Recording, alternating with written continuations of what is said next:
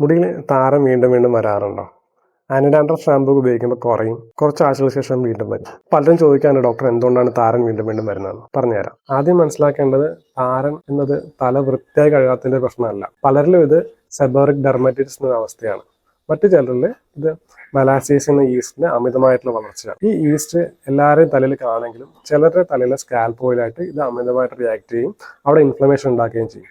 ഇത് കാരണമായിട്ട് അവിടെ ഫ്ലേക്സ് ഉണ്ടാവുകയും തലച്ചൊറിച്ചിലുണ്ടാവുകയും ഡാൻഡ്രഫ് ഉണ്ടാവുകയൊക്കെ ചെയ്യും. മറ്റു ചിലരിൽ ഓയിലി സ്കാൽപ്പാണ് പ്രധാനമായിട്ടുള്ള പ്രശ്നം. അപ്പോൾ സ്കാൽപ്പിൽ ഓയിലായി കൂടുതലായിട്ട് ഉണ്ടാവുന്നവർക്ക് ഹ്യൂമിഡിറ്റിയും സ്വെറ്റൊക്കെ ഉണ്ടാകുമ്പോൾ അവിടെ ഡാൻഡ്രഫ് കൂടുതൽ ഉണ്ടാവാൻ ചാൻസ് കൂടുതലാണ്. പിന്നെ സ്ട്രെസ് ഒരു പ്രധാന കാരണമാണ്. അതേപോലെ ചിലര് നമ്മൾ ഹെയർ ജെല്ല്, ഓയിൽസ്, അങ്ങനെ സ്പ്രേ ഒക്കെ കൂടുതലായിട്ട് ഉപയോഗിക്കില്ലേ, അവരിൽ ബിൽഡപ്പ് ഉണ്ടാവാനും ഡാൻഡ്രഫ് കൂടാനും ചാൻസ് കൂടുതലാണ്. താരനോടൊപ്പം മുഖത്തിന്റെ വശങ്ങളിലും പുരികത്തിലും ചെവിക്ക് ചുറ്റുമൊക്കെ ഫ്ലേക്സ് പോലെ കാണുകയാണെങ്കിൽ സെബോറിക് ഡെർമറ്റൈറ്റിസിന് സാധ്യത കൂടുതലാണ്. താരൻ ഒരു സൗന്ദര്യ പ്രശ്നം മാത്രമല്ല, പല ആളുകളിലും അതൊരു ഇൻഫ്ലമേഷൻ ഉണ്ടാക്കുകയും ചൊറിച്ചിൽ കൂടുകയും മുടികൊഴിച്ചിൽ കൂടാനൊക്കെ കാരണമാണ്.